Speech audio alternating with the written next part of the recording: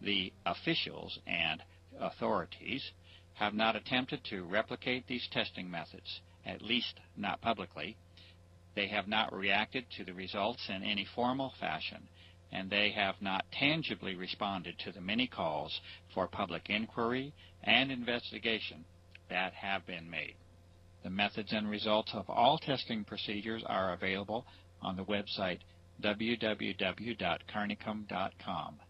And this research represents a substantial body of information that may be helpful in interpreting the designs and motivations behind the aerosol operations. Essentially, the method is one of reverse engineering for a global covert operation, and there is no limit to the work that remains to be done. These findings, conducted for more than 5 years, are offered to the public in the hopes that they are or will be of further value in unraveling what is undoubtedly one of the, if not the most extensive operation upon the planet, and the life of this planet in all of known history. These studies begin with an examination of chemtrails themselves, a very common and ordinary phenomenon involving the freezing of water vapor into ice and their subsequent dissipation through evaporation and mixing. The environmental conditions of formation are studied, the factors affecting the rate of dissipation, the role of humidity, and the expected location of formation with respect to the aircraft. All models that are developed are in complete agreement with the behavior of chemtrails as they have been observed since the introduction of high-altitude aircraft. Telephotos have been captured in the earlier phase of operations that directly show emissions from aircraft that are in complete defiance of any normal chemtrail formation. These unusual emissions are not a result of environmental conditions. They originate from the aircraft and can be shown in these cases to have no dependence upon even the engines of the aircraft. The level of incrimination attached to these photographs appears to have forced the development of more sophisticated methods of delivery. An education of the 4 main components, chemtrails, aerosols, clouds, and aerosol banks.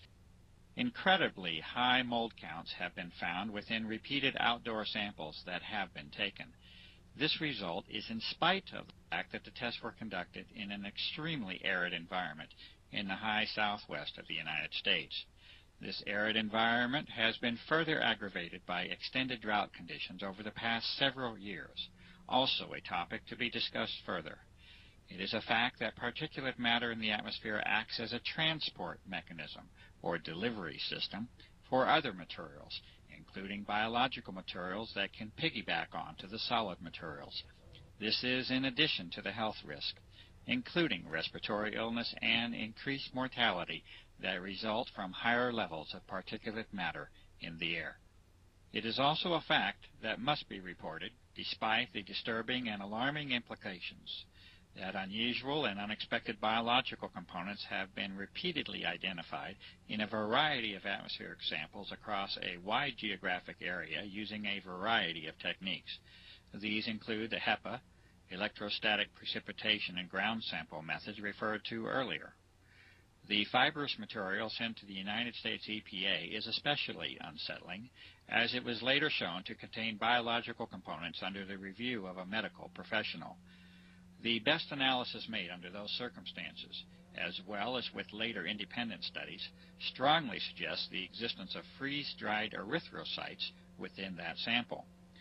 For those who might think that biological aerosols have no precedent, it might be worthwhile to read carefully the documented U.S. Senate hearings held in 1997, entitled Examination of Serious Deficiencies in the Defense Department's Effort to Protect the Human Subjects of Drug Research, along with the contractors that are enumerated within that report. Here's another one. U.S. Air Force calls for mission to combat climate change by spraying the atmosphere. And just as we always said, by adding stuff to jet fuel,